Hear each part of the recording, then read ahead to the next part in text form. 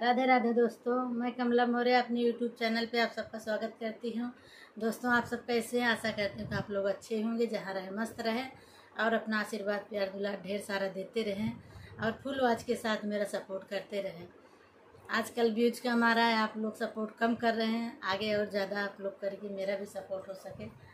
और आज एक लेके आई चुटकुला गीत, कैसा लगा आप लोग कमेंट के माध्यम से ज़रूर बताना।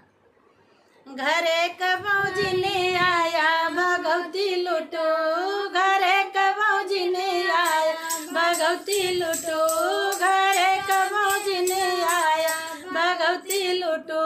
ना तो हमें का झुलने गड़ाया, ना तो हमें का नतिया गड़ाया, सासू के झुमका गड़ाया भगवती लूटो, सासू के झुमका गड़ाया भगवती लूटो।